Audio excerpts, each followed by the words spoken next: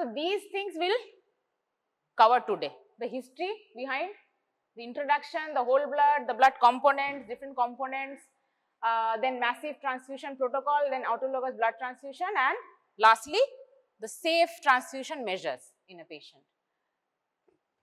The two things are of significance. First is in the history. First is Karl Landsteiner. Okay, Karl Landsteiner. He discovered the first 3 blood groups. He named them A, B, and C, not O. O ta hoyeche pore. It was later changed to O, and then his colleague added AB as the 4th type. So initially A, B, C chilo, tarpor C ta O hoyeche, tarpor AB ta another of his colleague added A, B, O, and AB. And then Lee and White discovered the clotting systems. Okay, the universal recipient donor ব্যাপার যে O কাকে দিতে পারে, A কাকে দিতে পারে, A কার থেকে receive করতে পারে, Lee and White they formulated or described that clotting system. Okay, and first blood depot, এই যে first blood collect করে সেটা দেওয়ার that thing that was first developed during the World War I in Britain. Okay, so this is blood is a fluid connective tissue, as you all know, and after separation of its components we get plasma, Buffy coat, and the erythrocytes. Plasma contains more or less 55% of total blood. Buffy coat e ki thake leukocyte and platelets consists less than 1% of the total blood, and erythrocytes mane WBC ei naki RBC less than 45% of the total plasma. Now obs-gynae only constitutes 13.8% of the total demand of blood all over the country. Okay, 13.8% India's population has got a demand of blood, out of which only obs-gynae te 13.8% lege jacche. Maximum percentage due to obstetric hemorrhage we are needing the blood. Obstetric hemorrhage mane obs mane during pregnancy, any incident causing bleeding during pregnancy amounting to ki hote pare ekta trimester wise if we can divide. First trimester e ki theke hote pare, abortion theke hote pare, ঠিক আছে, ectopic pregnancy থেকে হতে পারে, and any accidental fall, accidental hemorrhage সেটা যে কোনো trimester হতে পারে. The pregnant lady has fallen accidentally, because of that কোনো একটা hemorrhage হচ্ছে, per vaginally কোনো hemorrhage হচ্ছে. যেই hemorrhageটাই হবে সেটা নয় per vaginally হবে, নত concealed uterus এর ভেতরে হবে. It's a hidden hemorrhage, right? সেটা আমরা বলি concealed type of antepartum hemorrhage, APH. Antepartum মানে before the delivery of the baby, antepartum. Okay, second trimester এ কিসের থেকে হতে পারে? এই antepartum hemorrhage হতে পারে. ধর hypertension আছে পেশেন্টটার, প্রিএক্ল্যাম্পটিক আছে, increase in pressure, ঠিক আছে, বা polyhydramnios আছে, অনেকটা জল আছে, ঠিক আছে, বা big baby যেটার থেকে ইউট্রাসে there is tension, placental separation as a result. কোনোভাবে যদি ইউট্রাস ডিস্টেন্ডেড হয়ে যাচ্ছে তাহলে কি হচ্ছে, প্লাসেন্টা গ্র্যাজুয়ালি সেপারেট একটা হওয়ার টেন্ডেন্সি থাকছে, সেই সব ক্ষেত্রে অ্যান্টিপার্টাম হেমারেজ হতে পারে. All will fall under obstetric haemorrhage. Okay, and then anaemia, severe anaemia during pregnancy, during gynaecological কোনো কজ, ঠিক আছে, সিভিয়ার অ্যানিমিয়াতে we are giving blood, and hysterectomy ধর হচ্ছে, হিস্টেরেক্টমিতে বা কোনো গাইনোকোলজিক্যাল সার্জারিতে there is acute blood loss, ঠিক আছে, হিস্টেরেক্টমি করছিস বা কোনো মায়োমেক্টমি করছিস বা তোর কিসের জন্য ধর অ্যাবনর্মাল ইউট্রাইন ব্লিডিং হচ্ছে তার জন্য তোরা হিস্টেরেক্টমি করছিস, বা কি আছে অ্যাডেনোমাইসিস, কোনো একটা ইউট্রাসের কন্ডিশন যার জন্য it is playing havoc with the life of the lady, you are doing hysterectomy, তার জন্য যে ব্লিডিং হচ্ছে ডিউরিং ওটিতে যে হেমারেজ হচ্ছে সেটাকে মিট আপ করার জন্য ইউ আর গিভিং ব্লাড, সেটা হলো থার্ড কন্ট্রিবিউটিং ফ্যাক্টর, ঠিক আছে. তারপর হেপাটিক ডিসঅর্ডার, হেপাটিক ডিসঅর্ডার কেন? বিকজ লিভারে কোয়াগুলেশন ফ্যাক্টরস গুলো তৈরি করে, right, vitamin K liver only synthesizes, so any kind of hepatic disorder will cause bleeding, and as a result you have to give blood, right? Any abnormal bleeding, myomectomy, myomectomy মানে myoma বার করা, incision, myoma means fibroid, fibroid K you are taking it out, আলাদা করে শুধু fibroid you are taking out by open or laparoscopic myomectomy. সেটা কি করা হয়, ইউট্রাসে incision দেওয়া হয়, সেপারেট করে, you are taking the with the help of a myoma screw you are taking out the fibroid, right? that is myomectomy. তো myomectomy তে already uterus is a very vascular organ. So in spite of the vascularity, তুমি একটা tumour বার করে নিচ্ছ, so you can imagine how much bleeding it can cause, right? So in those cases myomectomy হচ্ছে post myomectomy bleeding হচ্ছে ধর, ঠিক আছে? So prophylactically you are giving blood to the patient, যাতে হিমোডায়াগুলি একটু স্টেবল থাকে পোস্ট অপারেটিভলি। ectopic pregnancy যেটা বলেছিলাম, ectopic pregnancy causes bleeding inside the pelvic cavity, ওটা pervaginally হবে না, because ectopic pregnancy, the pregnancy comes in fallopian tube, mostly in fallopian tube, abdominal ও হয়, ঠিক আছে? ectopic means anywhere other than the endometrium, uterine cavity, ectopic, anywhere else than the stipulated place, right? Anywhere else than the uterine cavity, তাহলে ectopic বলছি। most common site is fallopian tube, tubal pregnancy, right? tubal pregnancy যদি আসে তাহলে কি হবে? After a certain point of time the fetus will grow and the tube will eventually rupture. fallopian tube supply কে করে? একবার যদি rupture করে, if the bleeding starts, can you control the bleeding anyhow pervaginally? You have to cut the abdomen, you have to do a laparotomy, laparotomy करके देखना पड़ेगा क्या?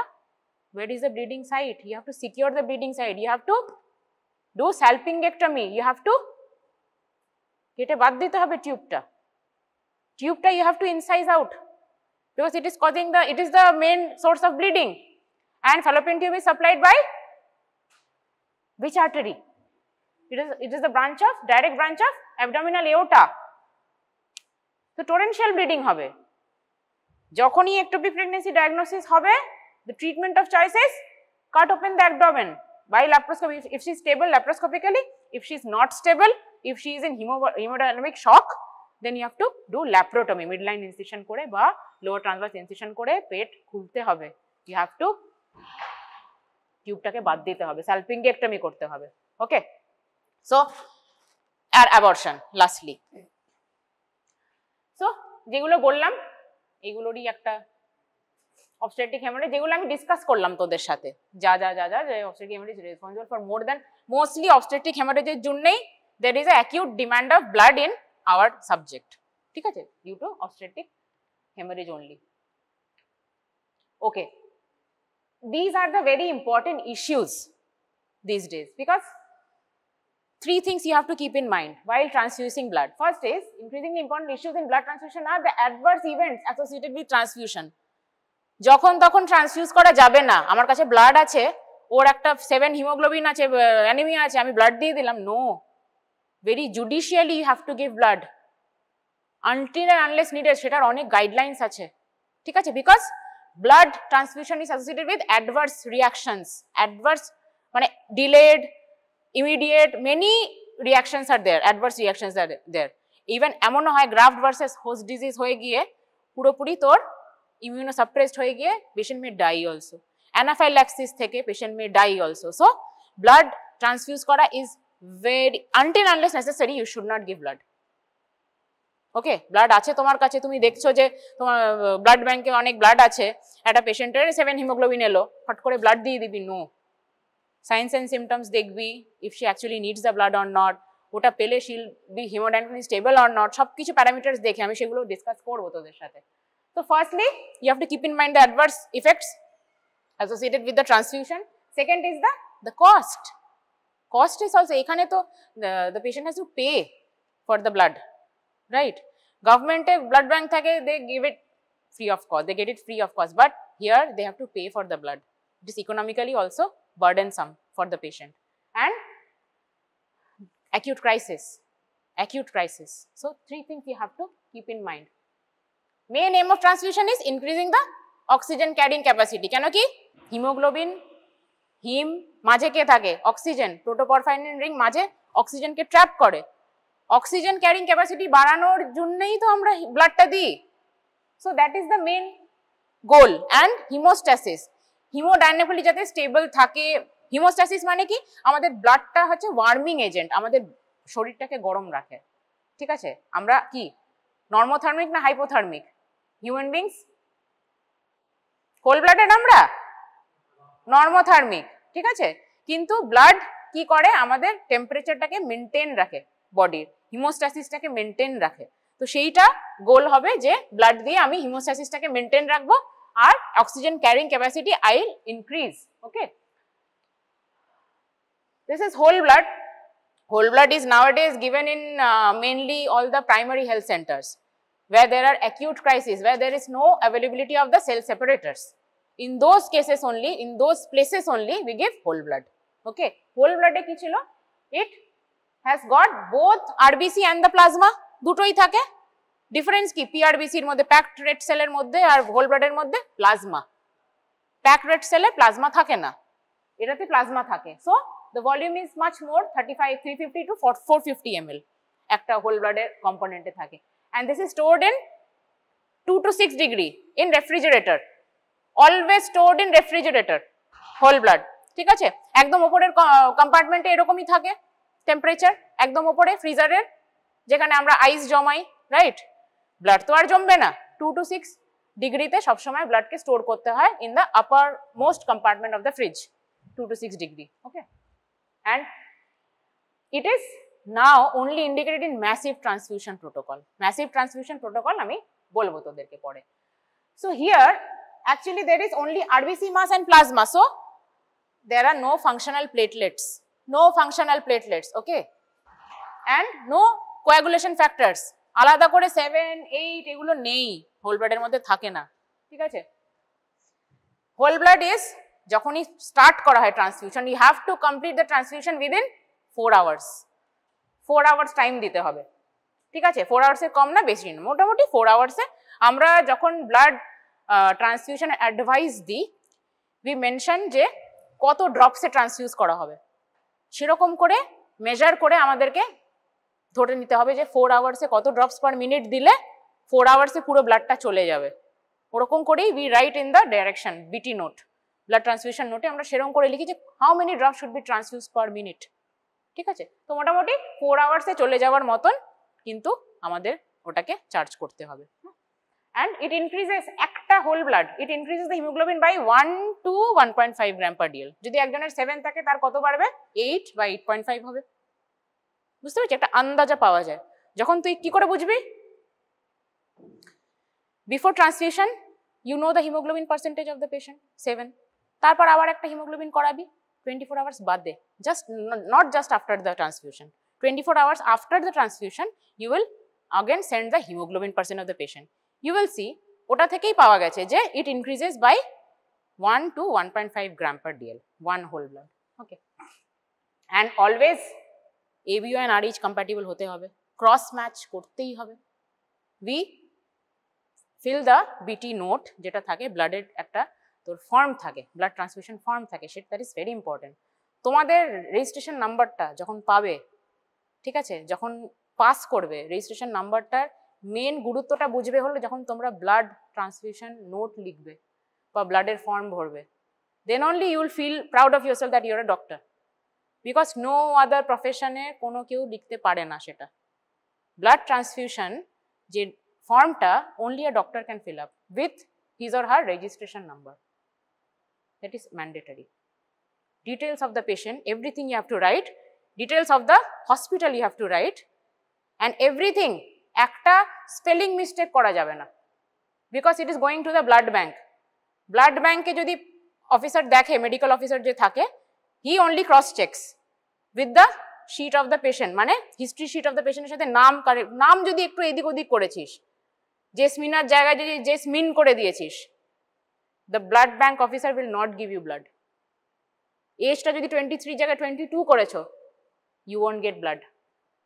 That is very important for a doctor to write the blood form properly, ঠিক আছে। ওটা তোমাদের ইন্টার্নশিপে তোমরা করতে পারবে, প্রভিশনাল রেজিস্ট্রেশন নাম্বার যেটা পাবে ওটার বেসিসে তোমরা কিন্তু করতে পারবে তখন, ঠিক আছে। So always should be ABO and RH compatible. তাই জন্য whenever we transfuse a blood for a patient, suppose a patient is here, sleeping over here, okay, blood যখন আমি ও ট্রান্সফিউজ করব, what I have to do, আমাকে একটা red ভায়াল নিতে হবে আর একটা পার্পল ভায়াল নিতে হবে, ঠিক আছে, ক্লটেড ভায়াল অ্যান্ড EDTA ভায়াল, দুটোতে I have to take the blood from the patient and fill the both the vials. ওইটাই আমি ABO and RH typing এর জন্য পাঠাবো। Every time the blood, মানে আমি যখনই একটা পেশেন্টকে blood transfuse, whenever I'll transfuse the blood in a patient, every time I have to draw the blood from that patient and send it to the blood bank. Every time, every single time. কেন কি every single time they have to cross match. একটু যদি ভুল হয়ে যায়, ধর আমি জানি পেশেন্টটা B positive, I have got a report যে আমার বি পজিটিভ ব্লাড, আমি শুধু ওইটা ওখানে লিখে দিলাম, আমি ব্লাড স্যাম্পলস পাঠালাম না। এরকমও তো হতে পারে সেই বি পজিটিভটা সে ভুল করে কোনো একজন করে দিয়েছে, সেটার জন্য ক্যাটাস্ট্রফি হয়ে ধর ওর অ্যাকচুয়ালি ও পজিটিভ, কোনো একটা ব্লাড ব্যাংকে বা সরি কোনো একটা ল্যাবে ও পজিটিভ ভুল করে ওর করে দিয়েছে, হতেই পারে, কিন্তু that can cause catastrophe to the patient, patient may die. তাই জন্য every time you are sending blood, যদি ওর তুই এখনই ব্লাড দিচ্ছিস ধর, আবার দুদিন পরে ব্লাড দিলি, আবার you have to send the samples. So every time we send the blood form, every time the medical officer checks the RH and ABO compatibility every single time. Okay, কেন কি incompatibility can cause death of the patient. বুঝতে পারছিস? And never add any medication to the blood. Blood as it is আছে, ওটাকে ওই as it is puncture করে ঝুলিয়ে দিতে হবে। Do not ever add any medication to blood. Never. ঠিক আছে? So need of component preparation কেন কি different কারোর প্লেটলেট দরকার, কারোর থ্রম্বোসাইটোপেনিয়া আছে, ঠিক আছে, কারোর আলাদা করে কম্পোনেন্টস দরকার, ব্লাড কম্পোনেন্টস দরকার, তাই জন্য we have separated all the units of blood. Whole blood থেকে we have separated all the components, like blood from one donor can be used for various patients. একটা ডোনার থেকে একটা whole ব্লাডের থেকে, ওই হোল ব্লাড থেকে what we are getting, platelet পাচ্ছি, plasma পাচ্ছি, ক্রায়োপ্রেসিপিটেট পাচ্ছি, প্যাকড আরবিসি পাচ্ছি, all the components we are getting. একটা ডোনার থেকে we can give all the components to different people. চারটে কম্পোনেন্ট পেয়ে যাচ্ছি, চারটে আলাদা ইন্ডিভিজুয়ালকে আমি দিয়ে we can save their lives, right? So need of component, this is the need of component preparation. Transfusion of specific blood components that patient requires, it avoids the use of unnecessary component and optimal survival of each component. Okay, this is the centrifugation. Here we give the whole blood, আলাদা এরকম, তোরা দেখেছিস এখানে blood ব্যাংকে sell separation ইউনিটটা দেখেছিস, এরকম একটা বড় সেন্ট্রিফিউজেশন থাকে, তার মধ্যে ছোট ছোট টেস্ট টিউবসে আমরা আলাদা করে বা প্যাকেটসে আলাদা করে দেওয়া হয়, সেটাকে রোটেট করা হয়, 1000 RPM এ রোটেট হয়, তারপর কম্পোনেন্ট সেপারেট হয়, সেপারেট করে ওই কম্পোনেন্টসগুলোকে আলাদা করে ব্লাডের পাউচগুলোতে প্রিজার্ভ করা হয়, ঠিক আছে। RBC, platelet rich plasma, PRP is now treatment module for all the celebrities. PRP নাম শুনেছিস?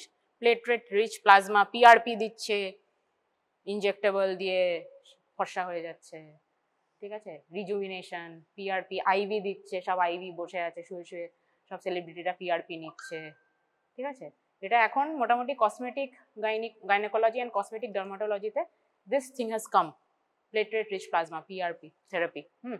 তো PRP কে যখন আমরা সেন্ট্রিফিউজ করছি, প্লাজমা অ্যান্ড প্লেটলেট, প্লাজমাকে আমরা ফ্রিজ করে করে সেন্ট্রিফিউজ করে ক্রায়োপ্রেসিপিটেট রিডিউস প্লাজমা হচ্ছে, ঠিক আছে। এরকম করে একটা হোল ব্লাড থেকে we are getting so many things, so many components. Okay, so red cell থেকে আমরা কি পাচ্ছি? Fresh frozen plasma, fresh frozen plasma component থেকে we are getting অ্যালবুমিন, একটা কম্পোনেন্ট ভেঙে we are getting the last component, right? Albumin কাদের দেওয়া হয়? অ্যালবুমিন আলাদা করে, albumin is a plasma protein না, কাদেরকে দেওয়া হয়? Is it a very important blood component or very rarely used? Albumin কাদের দেওয়া হয়?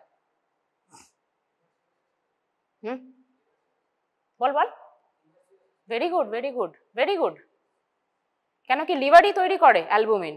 If the liver is compromise আর ক্রনিক লিভার ডিজিজ, যেটা বলি সিরোসিস ক্রনিক লিভার ডিজিজ, আস্তে আস্তে লিভার ডিকম্পেনসেটেড হয় অ্যান্ড ডিকম্পেনসেটেড মানে সেটা রিভার্স হবে না, সিরোসিসটা মানে সিরোসিসের দিকে যাচ্ছে, তখন কি হয়, লিভার নিজে থেকে অ্যালবুমিন তৈরি করতে পারে না, and albumin is very important কোয়াগুলেশনে, সব কিছুতে। It is a plasma protein, পুরো বডিটার একটা মানে ইট বেথস দ্য বডি, ঠিক আছে, বডিটাকে একদম পুরোপুরি একদম কি বলবো, অ্যালবুমিন ইজ এ প্রোটিনের যা নিড থাকে, বডির গ্লো সবকিছুই অ্যালবুমিন দেয়, ঠিক আছে? কোয়াগুলেশন, আইএনআর, পিটিআইএনআর এগুলো সব কিন্তু মেনটেন করে অ্যালবুমিন।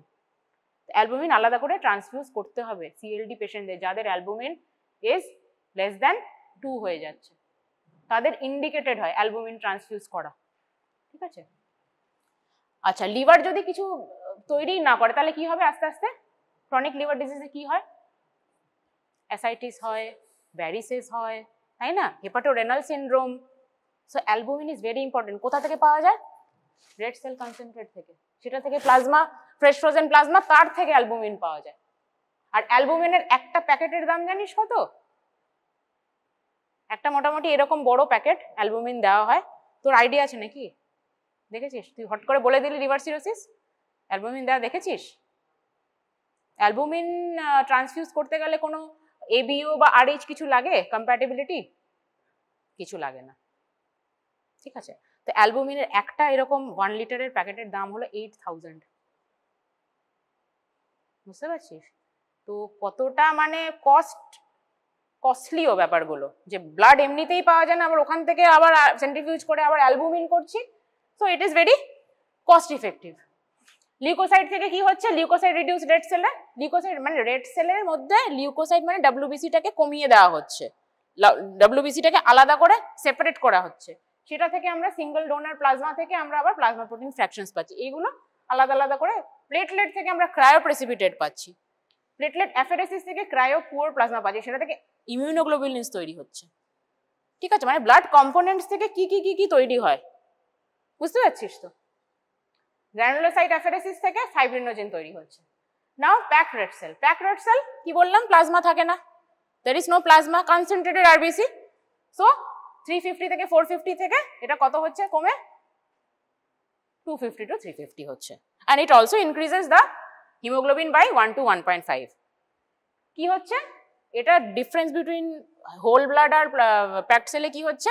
এটা ভলিউম ওভারলোড করছে না, শুধু শুধু প্লাজমাটাও আরবিসির সাথে দিয়ে we are creating volume overload, right? In PRBC we can safely give to any patient having severe anemia, যাদের already compensated heart failure হয়ে আছে, in those patients we can safely give PRBC, কেন কি volume overloaded chances are very less, right? And transfusion rate is this. এটা তো তোরা ছোটবেলা থেকেই পড়ছিস। This is the একটা যে কোনো একটা guideline you have to follow, ঠিক আছে? আমরা মোটামুটি ইন্ডিয়ানসরা we were rule by British, মোটামুটি ব্রিটিশদেরই একটুখানি গাইডলাইন্স, আমাদের নিজস্ব কোনো গাইডলাইন্স নেই actually. So we take the help of British committee guidelines for red cell transfusion. Blood should not be transfused if the haemoglobin is more than 10 gram per dL, কখনোই না, never in a patient, ঠিক আছে? Second is transfusion is indicated, it's not essential, indicated if hemoglobin is less than 7 gram per dl. Okay, more than 10 and never given. Less than 7 gram per dl, assess the symptoms if there is breathlessness, ঠিক আছে? আর কি কি severe অ্যানিমিয়ার কি কি symptoms আছে, science and symptoms বল। আর অ্যানিমিয়ার কি, severe অ্যানিমিয়ার কি কি আছে আর বল? ইডিমা হতে পারে, very good. Can go to heart failure, heart ফেলিয়ারে যা যা সিমটম সেগুলো বলতে পারিস, ঠিক আছে? তো মোটামুটি যদি না সিমটমস কিছু না থাকে, শুধু শুধু 7 এর কম হলে আমরা দেব না ব্লাড, ঠিক আছে? And if the patient is having, any patient comes to you less than 5, you have to give blood, কোনো সিমটমস থাকুক কি না থাকুক, you have to give blood. Okay, আরেকটা জিনিস নোট করতে হবে যে whenever you are giving blood to the patient, একটা যদি 5 hemoglobin patient comes to you, you are giving a PRBC, sudden giving of the blood can cause volume overload and overload on the heart. So mid transfusion we give furosemide so that heart failure যদি হয়, it is a loop diuretic, it will drain the excess fluid and it will not cause cardiac failure in any case. So mid transfusion we give furosemide, 10 mg furosemide we give. Okay, these are the indications for transfusion in pregnancy. less than 34 weeks if the hemoglobin is less than 5 gram and 5 to 7 gram with impending heart failure. Okay, and more than 34 weeks মানে মোটামুটি 34 weeks আমরা কেন cut off করছি? 34 weeks মানে lung maturity time baby. 34 to 37 weeks A the lung of the fetus matures, right? So যদি terminate করতে হয় pregnancy, তাই জন্য 34 weeks কে মাথায় রেখে if it is less than 34 weeks we are giving blood if it's less than 5 gram or 5 to 7 with impending heart failure and pregnancy more than 34 weeks মানে lung mature হয়ে গেছে, সেই ক্ষেত্রে less than 7 and anemia with decompensated heart failure তখনই আমরা শুধু দিচ্ছি, ঠিক আছে? And any kind of hemoglobinopathy like thalassemia or bone marrow failure or acute hemorrhage, সেটা যেটা বলছিলাম obstetric hemorrhage or antepartum hemorrhage বা antepartum hemorrhage আর কি আছে? placenta previa ধর, placenta previa is a dreaded complication, ঠিক আছে? placenta মানে low lying placenta আছে, low lying placenta shear and tear any time can cause torrential bleeding, ঠিক আছে? সেই ক্ষেত্রে যদি কোনো acute hemorrhage হয় তখন আমরা একটা blood transfuse করে দিই irrespective of the hemoglobin status of the mother, ঠিক আছে? intrapartum period মানে intrapartum মানে হ্যাঁ during labor, during labor কখন দিই? less than 7 হলে দিই, ঠিক আছে? এগুলো সব কিন্তু ফক্সির guidelines, federation of obs gynae society of India, এগুলো ফক্সির গাইডলাইন্স, এই যে এই লোগোটা এটা ফক্সির লোগো, ঠিক আছে? and in postpartum period if the patient is having anemia with signs of shock মানে কি PPH, postpartum hemorrhage হয়েছে, ঠিক আছে? শকের সাইন্স আছে, acute hemorrhage আছে, ইমোডাইনালি আনস্টেবল আছে মানে 3D pulse, BP not recordable, এই সব ক্ষেত্রে acute hemorrhage হচ্ছে, ঠিক আছে? we give blood and if it's less than 7 gram per dl symptomatically. PRBC তে কি কি থাকে? এগুলো হলো তোর, these are all added with the PRBC ওর শেলফ লাইফকে বাড়ানোর জন্য। Normal saline, adenine, glucose and mannitol SAGM, ঠিক আছে? এতে হিমোগ্লোবিনের পার্সেন্টেজ থাকে হলো 15 গ্রাম পার 100 ml, হিমাটোক্রিট বাড়ায় হলো 50 to 70%, আর প্লাজমাটা একদম অল্প থাকে, একদম তো বার করা যায় না, প্লাজমা একটু 10 to 20 ml মতন থাকে। So what are the advantages? Lower packed cell volume, হ্যাঁ যেটা বলছিলাম, easy to infuse, reduce viscosity and longer shelf life than whole blood or packed cell, ঠিক আছে? And it can be better preserved. এগুলো এত তো ডিটেলসে জানার কথা না। এটা প্লেটলেটস আমরা কখন দিচ্ছি, প্লেটলেটসে কি করে আমরা স্টোর করি, প্লেটলেট কখন ট্রান্সফিউজ করতে হয় আর কত ডিগ্রিতে স্টোর করতে হয়। প্লেটলেট 22 ডিগ্রিতে স্টোর করা যায়, আর মোটামুটি যখন প্লেটলেট তৈরি হচ্ছে, মোটামুটি তৈরি হওয়ার 1 আওয়ারের মধ্যেই ট্রান্সফিউজ করে দিতে হয়, ফ্রেশ ট্রান্সফিউজ করে দিতে হয়। Where is it used? In severe thrombocytopenia, less than 10,000 count of platelet without risk factors and less than 20,000 with risk factors. আমরা কিসে দিই রে, কোন ফিভারে দিই? ডেঙ্গি হিমোরেজিক ফিভার, সেটাতে যখন থ্রম্বোসাইটোপিনিয়া হচ্ছে দেখছি, সেই ক্ষেত্রে আমরা প্লেটলেট ট্রান্সফিউজ করি, ঠিক আছে? And therapeutic use, bleeding thrombocytopenia, autoimmune hemolytic thrombocytopenia যেটা হয় pediatric population-এ, সেই ক্ষেত্রে আমরা দিতে পারি। ওকে, প্লেটলেটে platelets do not express Rh antigen, Rh incompatibility issue হয় না প্লেটলেটে, ABO ম্যাচ করাতে হয় শুধু, ঠিক আছে? এটা শুধু মাথায় রাখবি। তো Rh negative women of the child bearing age should receive Rh negative platelets, ঠিক আছে? আচ্ছা, প্লেটলেটসে Rh পজিটিভ পেশেন্ট যখন Rh নেগেটিভ পাচ্ছে, ঠিক আছে? Rh positive patient, Rh positive platelet মানে একটা Rh নেগেটিভ পেশেন্ট যখন একটা ব্লাড পাচ্ছে বা প্লেটলেট পাচ্ছে যার Rh পজিটিভ, তাকে অ্যান্টি ডি দিতে হবে, অ্যান্টি ডি ইমিউনোগ্লোবুলিন দিতে হবে 300 ডোজ। যেটা আমরা দেখি যে যখন when the mother is Rh incompatibility যেটা হয়, when the mother is Rh negative and the baby is Rh positive, তখনও we give anti-D, ঠিক আছে? আইসো ইমিউনাইজেশনটা বজায় রাখার জন্য, ঠিক আছে? we give anti-D। Okay, platelet এটা অতটা দরকার নেই তোদের। Transmission rate is this, must not be refrigerated before transfusion. Platelet কখনো ফ্রিজে ঢোকাতে নেই, এটা মাথায় রাখবি। Transfuse as soon as possible because of the risk of bacterial proliferation. Okay. These are all the contraindications. ITP তে দেওয়া হয় না, thrombocytic porphyria তে দেওয়া হয় না, hemolytic uremic syndrome এ দেওয়া হয় না, ঠিক আছে।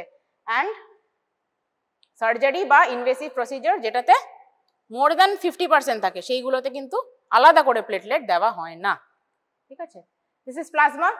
Plasma contains, it is centrifuged from 1 unit of whole blood, right?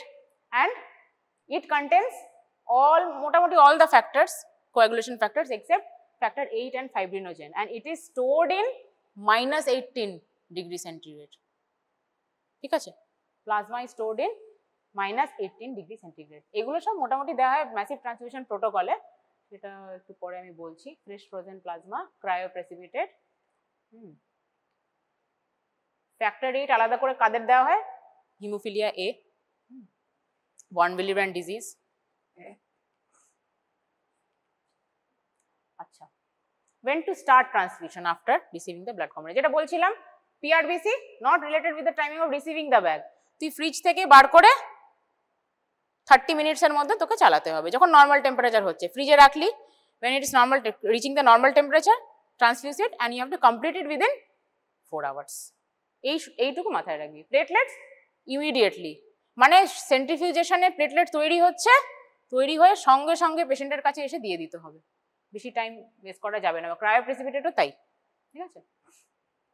So blood component কাকে কাকে দিতে হবে, whether it is required or not, what ব্যাপারটা, how much it is required, actual component required and time duration of the transfusion.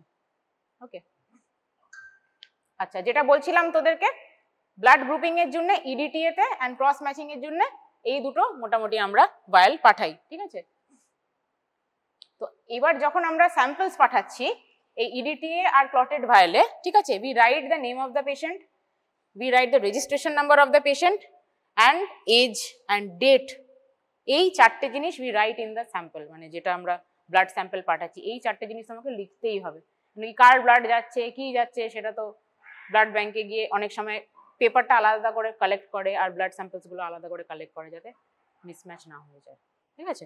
তো you have to write all the details of the patient in the samples. Okay, all the women should have their blood group and antibody status checked at booking.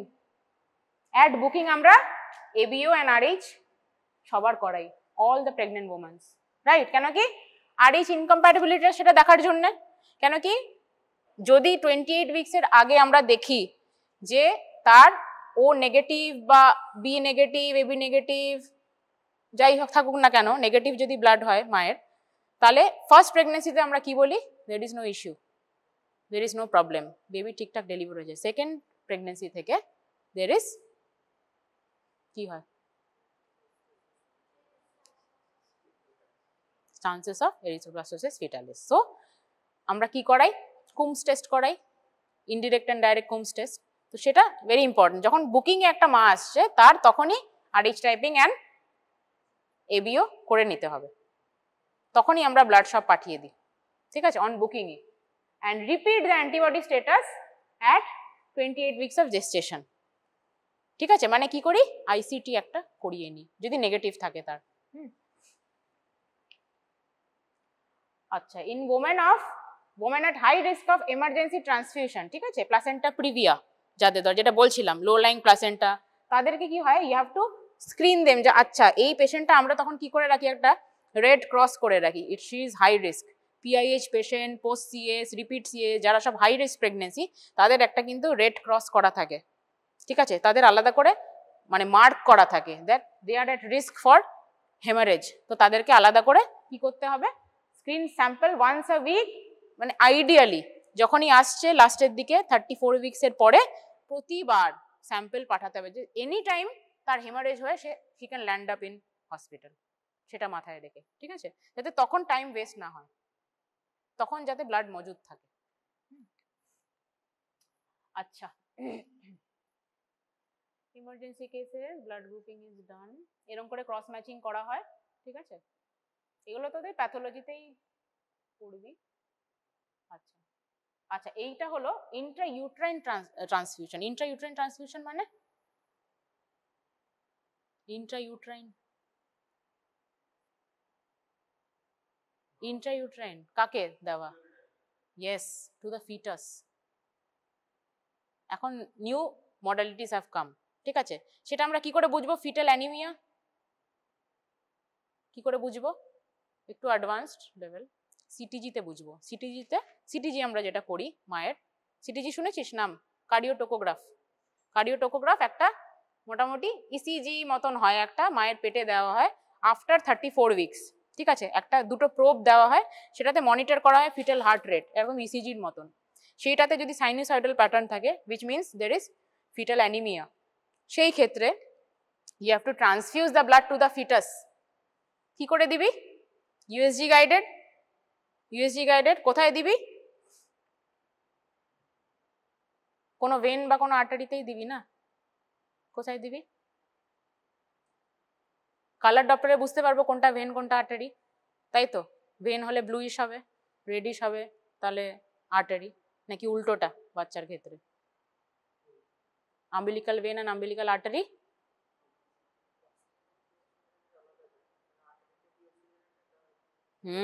আর্টারিতে deoxygenated হয়, তাই জন্য আমরা আর্টারিতে transfuse করব, ইন্ট্রাইউট্রাইন transfusion, ঠিক আছে? কি blood দেব? ও negative blood দেব, ঠিক আছে? এটা জাস্ট মনে রাখবি যে যখন ফিটাল অ্যানিমিয়া হয় ইন্ট্রাইউট্রাইন ট্রান্সফিউশন করা হয়, ঠিক আছে? আম্বিলিকাল আর্টারিতে দেওয়া হয়, ও নেগেটিভ ব্লাড দেওয়া হয়, ইউএসজি গাইডেড, এইটুকু মনে রাখিস। ওকে, প্রি ট্রান্সফিউশন চেকলিস্ট। ট্রান্সফিউজ করবি, পেশেন্ট একটা শুয়ে আছে বেডে, তুই ট্রান্সফিউজ করবি ব্লাড, কি কি তার আগে দেখে নিতে হবে, ঠিক আছে? ব্লাড ব্যাগে দেখে দিতে হবে যে level is okay or not, ঠিক আছে? ব্লাড ব্যাগের লেভেলে এরকম দেওয়া থাকে, তো দেখেছিস তো ব্লাড ব্যাগ? হ্যাঁ, দেখেছিস তো ব্লাড ব্যাগে এই সব, এর একটা কিউআর কোড দেওয়া থাকে, এখানে একটা ইউনিট নাম্বার, ব্যাগের নাম্বার দেওয়া থাকে, ব্লাড গ্রুপ কি দেওয়া থাকে, date of expiry, date of collection, everything is given. আর একটা কি থাকে, ওর উপরে একটা টিউব থাকে, টিউব নাম্বারও একটা থাকে, ঠিক আছে? তো যখন তোরা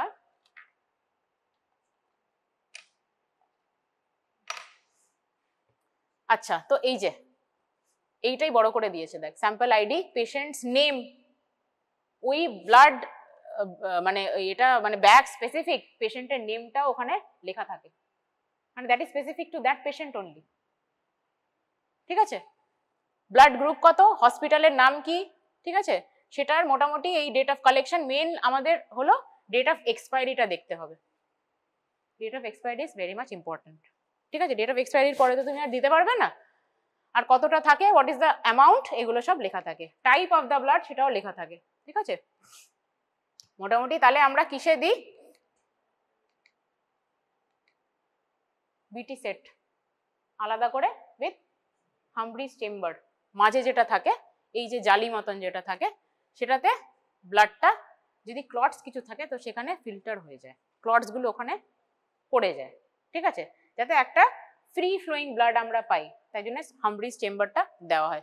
ওই যে এন্ডটা থাকে, এই যে এন্ডটা, এই এন্ডটা ঢোকানো হয় ব্লাড ব্যাগের মধ্যে, ঠিক আছে? তারপর সেটা ট্রান্সফিউজ হয়ে এই এন্ড যেটা থাকে, এই এন্ডটার থেকে নিডলটাকে খুলে সেটাকে আইভি সেটের মধ্যে প্লেস করা হয়। আর এই যে এটা থাকে, this is the, what is this? এটা দেখেছি স্যালাইনের এতে থাকে, হ্যাঁ কি বলছিস? ড্রিপ রেটটা মানে এ করার জন্য, কি বলবো, রেগুলেট করার জন্য, ইটস এ রেগুলেটর, ঠিক আছে? তো সেটা মোটামুটি আমরা সেরম করে বুঝতে পারবো যে কত রেটে চালাতে হবে, ঠিক আছে? আচ্ছা, মোটামুটি আমরা আইডিয়ালি কত গেজে চালানো উচিত? গ্রিন জেলকোতে, green Jelco is how much, what is the gauge? Green জেলকোর গেজ কত? 18, ভেরি গুড। আচ্ছা, ম্যাসিভ ট্রান্সফিউশন প্রোটোকল, আচ্ছা তোদেরকে আমি তাও দেখে দিই বিটি নোটটা কি করে লিখতে হয়।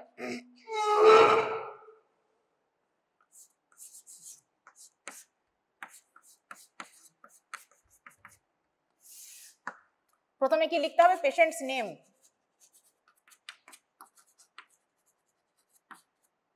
নাম বল, তোর নাম বল। Check check shirt. Ankita.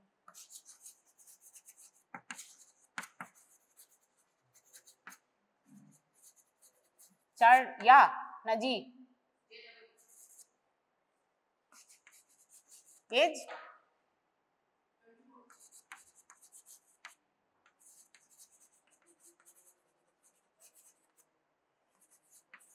Date of transfusion, date of collection, time of transfusion মানে এখন ধর আমি ট্রান্সফিউজ করছি, এখন কটা বাজে? 10:50।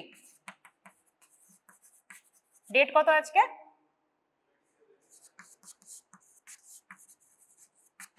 ডেট অফ কালেকশন ধর আমার ব্লাড ব্যাগে লেখা থাকবে, ঠিক আছে?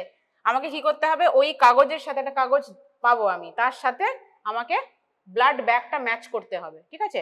ব্লাড ব্যাগের ডেট অফ কালেকশন আর এই কাগজে যেটা পাচ্ছি সেই দুটোকে ম্যাচ করাতে হবে। ডেট অফ কালেকশন ধর তোর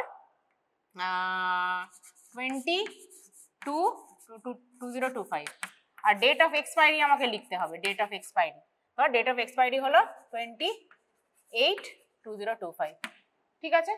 দেওয়া যেতে পারে ব্লাডটা, ঠিক আছে? এবার কি লিখতে হবে? টাইপ, টাইপ অফ ব্লাড কি হচ্ছে? পিআরবিসি, ঠিক আছে? অ্যামাউন্ট কত, তাহলে কত অ্যামাউন্টে দিচ্ছি সেটাও ইম্পর্টেন্ট না? 250 ml ধর, 250 to 350 ml হলো। আর কি লিখতে হবে? ব্লাড গ্রুপ, ব্লাড গ্রুপ লিখতে হবে। তোর ব্লাড গ্রুপ কি? B positive. বি পজিটিভটা সবসময় এরকম করে লিখতে হবে, না তো আমি যদি নেগেটিভ লিখি কেউ একটা এরকম করে দিতে পারে, তাই না? তেমনি সেক্স অফ দ্য বেবি যখন লিখবি তখন সবসময় বয় গার্ল লিখবি পরবর্তীকালে। তুই যদি মেল ফিমেল লিখিস কেউ একটা লিখে দিতে পারে, তাই না? আচ্ছা, তো এটা গেল পেশেন্ট ডিটেলস। তারপর 1 unit PRBC should be transfused at 10 to 12 drops per minute। তারপর কি লিখতে হবে? if any adverse reaction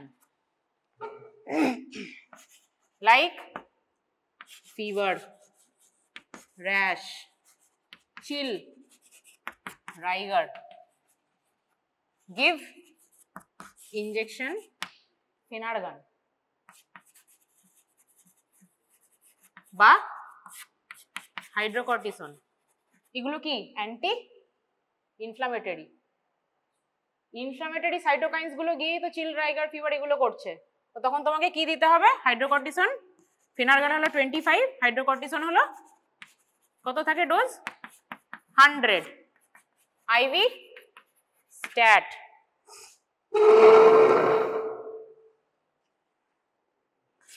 আর যেটা বললাম গিভ ইনজেকশন ল্যাসিক্স বা ফিউরোসেমাইড,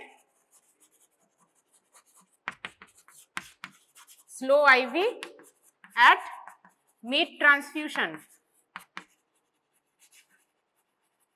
মানে অর্ধেক চলে গেছে ব্লাড, তারপর আমাকে কি দিতে হবে? ফিউরোসেমাইড বা ল্যাসিক্স at mid transfusion, ঠিক আছে? measured BP, inform SOS to on call doctor, ঠিক আছে? এটা হলো পুরো বিটি নোট। আর তার নিচে আমার নাম,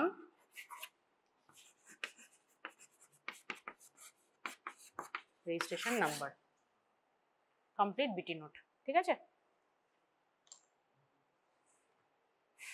ঠিক আছে, বোঝা গেছে ওটা? এরকম করে তোদেরকে ওয়ার্ডে যখন তোরা পেশেন্ট ম্যানেজ করবি এরকম করে লিখতে হবে। আচ্ছা, এবার ACOG মানে আমেরিকান কলেজ অফ অবসগাইনি, সেটাতে কি করা হয়েছে? ম্যাসিভ ট্রান্সফিউশন প্রোটোকল করা হয়েছে as a safe motherhood initiative. যখন অবস হেমারেজ হচ্ছে তখন ম্যাসিভ ট্রান্সফিউশন প্রোটোকল কখন আমরা দেব, এগুলো সব চেকলিস্ট আছে। একটা হেমারেজ হচ্ছে, তুই কোনোভাবেই হেমারেজটাকে আটকাতে পারছিস না, তখন তোকে পরপর ব্লাড কম্পোনেন্টস দিতে হবে, ঠিক আছে, to save the life of the patient. তার থেকে অ্যাসিডোসিস হতে পারে, কোয়াগুলোপ্যাথি হতে পারে, বা হাইপোথার্মিয়াও হতে পারে। But keeping in mind, you have to save the life of the patient, you have to do massive blood transfusion. Okay, okay, এইগুলো দিতে হয় ম্যাসিভ ব্লাড ট্রান্সফিউশন প্রোটোকলে। 6 ইউনিটস অফ পিআরবিসি পর দিয়ে দিতে হয়, পর ম্যাসিভ ট্রান্সফিউশন, মানে কোনো গ্যাপ দেওয়া যাবে না, একদম জেটে দিতে হবে। 6 units of PRBC, 4 units of FPP and platelet, 6:4:1 রেশিওতে, ঠিক আছে। এখন নতুন প্রোটোকল বলছে, এভিডেন্স বেসড মেডিসিনে বলছে যে 1:1:1-এও দেখা যাচ্ছে যে রিসার্চে যে ইট improves survival, it reduces the hospital ICU stay, reduces patient care cost. এখন মোটামুটি 1:1:1 দেওয়া হচ্ছে, নতুন ট্রায়ালে দেখা গেছে যে it is also giving much benefit to the patient. ওকে, মোটামুটি হয়ে গেছে, তোদের আর কি করাবো, আজকে খুবই বোরিং টপিক ছিল। শক, এগুলো হলো এক একটা ক্যাটাগরি অফ শক, ঠিক আছে, নন, মাইল্ড, মডারেট, সিভিয়ার, কিরকম। আমি মোটামুটি শক নেই, মাইল্ড শক আছে ধর, সেটা জাস্ট ক্রিস্টালাইট কোলয়েড দিয়ে রিপ্লেস করব, ঠিক আছে। মাইল্ড শক মানে হলো মোটামুটি ব্লাড লস হয়েছে 1000 ml মতন, যেটা মোটামুটি একটা সিজারিয়ানই হয়, একটা নর্মাল ডেলিভারিতে হয়। তাতে আমি কি করব, জাস্ট ক্রিস্টালাইট বা কোলয়েড মানে একটা রিঙ্গাল ল্যাকটেট বা একটা এনএস নর্মাল স্যালাইন দিয়ে আমি রিপ্লেস করে দিচ্ছি। কিন্তু যদি মডারেট হয়, ঠিক আছে, তার সাথে এইগুলো হয়, মডারেট শকের সাথে সাথে কি হবে, ট্যাকি হবে, হাইপোটেনশন হবে, রেসপিরেটরি রেট বেড়ে যাবে, অলিগিউরিয়া হবে। আচ্ছা, নর্মাল ইউরিন আউটপুট কত থাকে পার আওয়ার? 30 মোটামুটি। তাহলে এটা অলিগিউরিয়া হচ্ছে, অ্যাংজাইটি, কনফিউশন, তখন সেই ক্ষেত্রে উই ক্যান ট্রান্সফিউজ ব্লাড, ঠিক আছে। বা সিভিয়ার শক আছে, একদম techie, severe tachycardia, hypotension, respiratory rate অনেক বেশি, অ্যানিউরিয়া, সিভিয়ার শক চলে গেছে, তখন ট্রান্সফিউজ করতেই হবে। সেটা মোরালেস 2 লিটারের বেশি ব্লাড লস হয়ে গেছে, ঠিক আছে। এগুলো আগেও তোদের বলেছি। অটোলোগাস ব্লাড ট্রান্সফিউশন, অটোলোগাস মানে নিজের ব্লাডই নিজেকে দেওয়া, তাহলে ক্রাইসিসই হবে না। আমি কোন ডোনারের জন্য বসে থাকবো, কে দেবে আমার জন্য, কি হবে, তার চেয়ে আমি নিজের ব্লাড নিজেই নিয়ে নেব, রাইট। অটোলোগাস ব্লাড ট্রান্সফিউশনে কি হয়, the collection of the blood from a single patient and retransfusion back to the same patient when required. আমি আগে এরকম করে নিজের ব্লাডটা আমি আগে স্টোর করে রেখে দিলাম, যখন আমার ওটি হবে তখন আমি ওই ব্লাডটা নিজেরটাই নিয়ে নিলাম, এটাও হতে পারে, right. Pre operative autologous donation হতে পারে, বা ইন্ট্রাঅপারেটিভ অনেকজন করে, এটা বাইরের দেশে করে। ডিউরিং ইউর ওটি যেই ব্লাডটা তোর লস হচ্ছে, that goes through a filter and it is processed back to your body. মানে তোর যে ব্লাড লস হচ্ছে সেটা একটা এরকম বেসিন মতন একটা তোর অ্যাপারেটাস থাকে, সেটা দিয়ে ব্লাডটা ড্রেন হয়ে যাচ্ছে, ব্লাডটা একটা জায়গায় কালেক্ট হচ্ছে, সেটা একটা ফিল্টারে যা ক্লটস আছে, ইম্পিউরিটিস আছে, সেগুলো সব ফিল্টারের মধ্যে ফিল্টার্ড হয়ে যাচ্ছে। তারপর যে ব্লাড কম্পোনেন্ট আছে সেটা আলাদা করে একটা চেম্বারে যাচ্ছে, যেমনি হিমোডায়ালিসিস হয়, হিমোডায়ালিসিস একটা চেম্বারের মধ্যে গিয়ে that is being again transfuse back to your, আরেকটা চ্যানেল করা থাকে, সেই চ্যানেল থ্রু তোমার ব্লাড তোমার কাছেই চলে আসে আবার। অটোলোগাস ব্লাড ট্রান্সফিউশন যেটা বলছিলাম, ইন্ট্রাভার্টে এই যে এইটা হলো ওটির সময় হচ্ছে, ওটির সময় ব্লাডটা যাচ্ছে, আবার ওই ব্লাডটাই আবার ফিল্টার্ড হয়ে তোর কাছে চলে আসছে। মনিটরিং ডিউরিং ট্রান্সফিউশন যেটা বললাম, এই সব ইনফেকশনস গুলো হতে পারে, হ্যাঁ, infections related to blood transfusion, bacterial. আরেকটা আছে প্রায়ন, অনেক সময় এটা মাথায় রাখবি, নিট পিজিতে এমসিকিউতেও দিতে পারে, যে মোস্ট কমন কি কোন ইনফেকশিয়াস এজেন্ট যায় থ্রু ব্লাড, প্রায়ন্স, ঠিক আছে। অ্যান্ড কি ইমিউন, নন ইমিউন, ইমিউনে কি কি আছে, এবারে হিমোলাইটিক, ফেব্রাইল, আর্টিকেরিয়াল, অ্যানাফাইল্যাকটিক, ট্রালি, এগুলো সব হতে পারে। আর নন ইমিউনে iron overload, transfusion associated circulatory overload, এগুলো সব হতে পারে, ঠিক আছে। ট্রান্সফিউশন রিঅ্যাকশনস এইগুলো হলো অ্যাকিউট আর ডিলেড, ঠিক আছে। ডিলেডের মধ্যে কি হচ্ছে, ডিলেডের মধ্যে হচ্ছে হলো fever 5 to 10 days post blood দেওয়া হয়েছে, তার 5-10 দিন বাদে পেশেন্ট এসে তোকে বলছে আমার জ্বর এসছে, ঠিক আছে, বা আমার জন্ডিস হয়েছে, কেন কি হিমোলিসিস হয়েছে, হিমোলিসিস থেকে হিমোলিটিক জন্ডিস হয়েছে, ঠিক আছে। বা এইটা হলো very fatal, graft versus host disease, ঠিক আছে, এটাতে কি হয় 10 to 12 days পোস্ট ট্রান্সফিউশনে fever, skin rash, desquamation, skin একদম সে পুরো এরকম করে খসে খসে পড়ে যায়, গ্রাফট ভার্সেস হোস্ট ডিজিজে, ঠিক আছে, diarrhoea, hepatitis, pancytopenia, it is actually fatal and it causes death also, ঠিক আছে, it is the delayed reaction of blood. তো যখনই একটা দেখছিস যে এই যে আমি যেটা বললাম যে if any adverse reaction like fever, rash যখন হচ্ছে, ধর একটা পেশেন্ট শুয়ে আছে, আচ্ছা during blood transfusion nothing per mouth should be taken by the patient, okay বলেই দিতে হবে NPM during blood transfusion, nil per mouth, কিচ্ছু না, জলও না, ঠিক আছে, জল মুড়ি কিছু না, নাথিং পার মাউথ, যখন ব্লাডটা চলে যাক তারপর তুমি খাবে, এখন কিছু না, ঠিক আছে, নট ইভেন ওয়াটার। তো এবার যখন ব্লাড চলছে হঠাৎ করে ধর তোকে the patient is shouting, madam আমার কিরম একটা লাগছে, আমার চুলকাচ্ছে, কাঁপুনি দিচ্ছে, এরকম করে কি করবি? স্টপ ইমিডিয়েটলি, চাকা নামিয়ে দিবি না উঠিয়ে দিবি? উঠিয়ে দিলে তো সব হু হু করে চলে যাবে, ওয়ার্ডে যাওয়া হয় না। আচ্ছা তাহলে কি হতে হবে? ইমিডিয়েটলি স্টপ দ্য ট্রান্সফিউশন, আর ভাইটালস দেখতে হবে। কি কি দেখবি? Vitals, pulse, BP, saturation, respiratory rate, urine output, এই কটা দেখে নিবি ভালো করে, ঠিক আছে। আর যদি মনে হয় যে কিছু মনে হচ্ছে তুই ফেনারগান দিবি, যেটা আমি ওখানেই লিখে দিচ্ছি, হাইড্রোকর্টিসন, ফেনারগান, অ্যান্টি ইনফ্লামেটরি, এগুলো সব দিয়ে দিবি, ঠিক আছে। ওগুলো সব তাই জন্য দেওয়া থাকে, কেন কি মোস্ট অফ দ্য কেসেসে ডক্টরস আর অ্যাভেলেবল অত থাকে না, সিস্টার দিদিরাই চালায়, ঠিক আছে, তাই জন্য you are giving the note to the sisters যে যদি এরকম অ্যাডভার্স রিয়াকশন হয় সঙ্গে সঙ্গে ফেনারগান, হাইড্রোকর্ট চালিয়ে দেবে, আমাকে ফোন করার অপেক্ষা করবে না, সঙ্গে সঙ্গে চালিয়ে দেবে, তারপর ইনফর্ম দ্য অনকল ডক্টর, ঠিক আছে।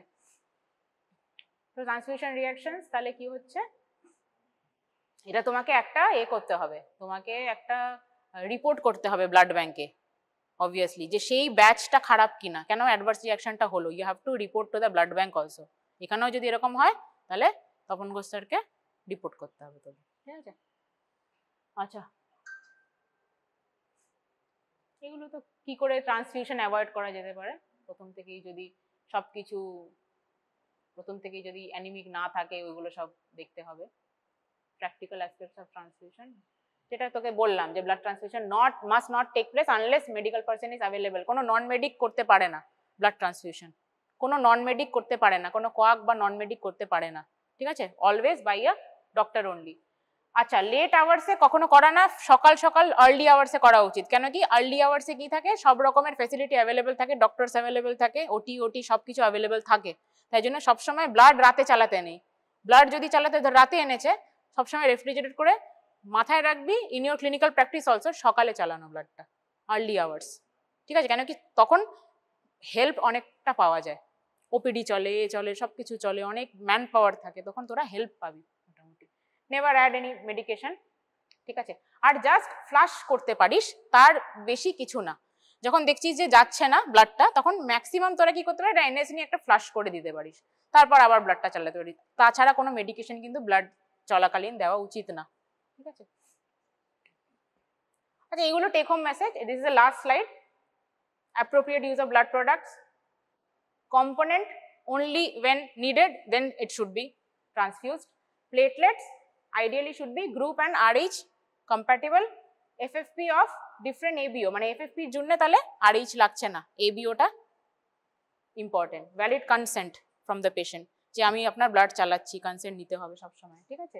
প্রি ট্রান্সফিউশন চেকলিস্ট দেখতে হবে, হিমোগ্লোবিন লেভেল যেটা বললাম is not the only deciding factor during transfusion, হ্যাঁ, and clinician should be aware of the risks of transfusion and ট্রান্সফিউশনটাকে প্রপারলি মনিটর করতে হবে, যে কোনো অ্যাডভার্স রিয়াকশন হচ্ছে কিনা, হিমোডাইনামিক স্টেবল আছে কিনা, তার ভাইটালস সব ঠিকঠাক আছে কিনা।